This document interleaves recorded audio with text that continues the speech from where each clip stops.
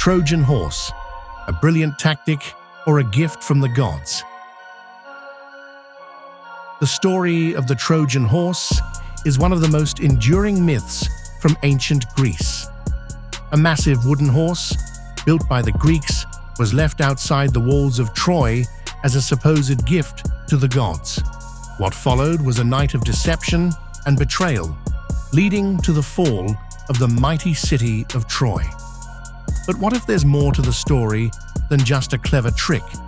Was the Trojan horse truly a brilliant military tactic, or was it something else entirely? Perhaps a divine gift from the gods?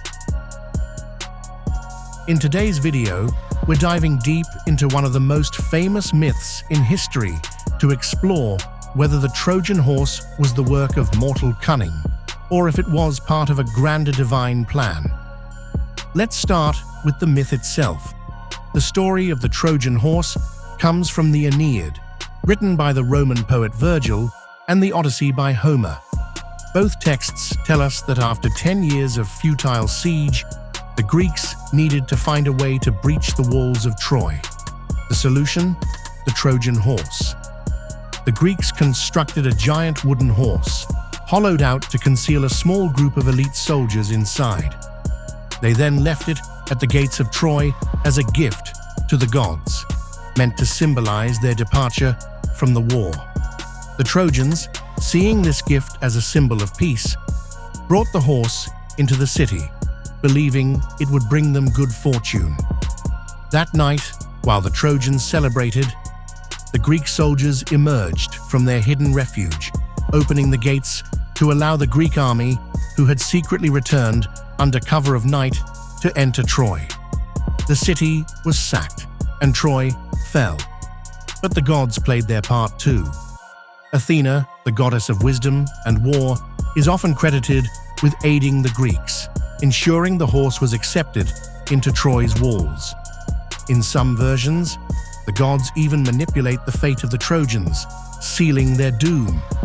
Now, while the Trojan horse is widely recognized as a clever military tactic, there's also a layer of divine involvement in the story. The ancient Greeks believed their gods often intervened in human affairs, shaping the outcome of battles and wars. In the case of the Trojan horse, Athena is said to have played a key role. In some versions, it was her divine wisdom that inspired the Greeks to use the horse as a deceptive tactic, while in others, she personally ensured the Trojans' fate by influencing them to bring the horse into the city. The gods, in this context, weren't merely passive observers. They were seen as active participants in the conflict, pushing the Greeks towards victory while manipulating the Trojans into making critical errors. But was it really just divine intervention? Or was the horse merely a symbol of human cunning that the gods used to guide the outcome?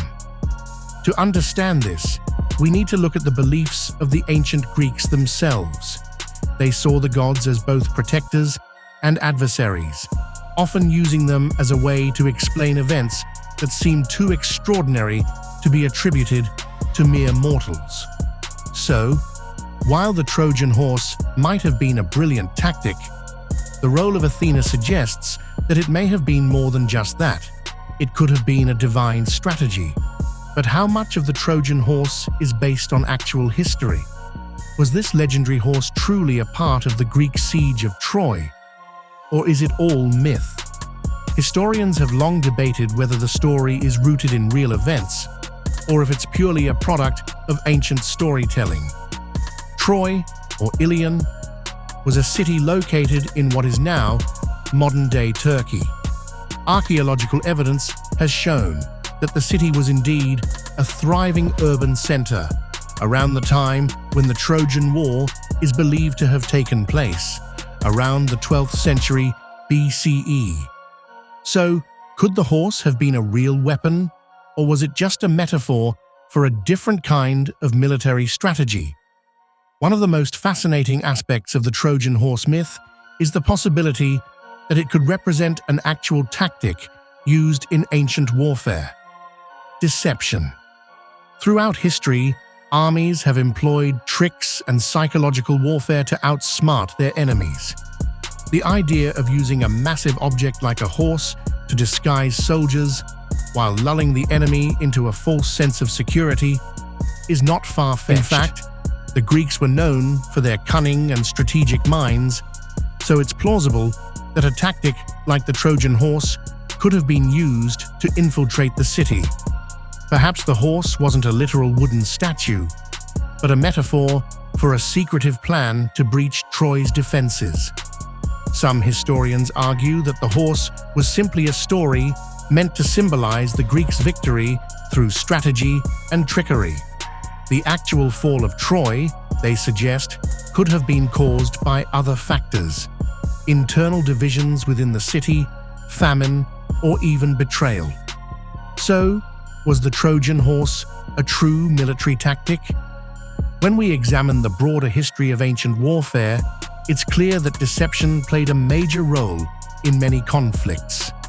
Take the example of false retreats, a tactic where armies would pretend to flee, luring the enemy into a vulnerable position.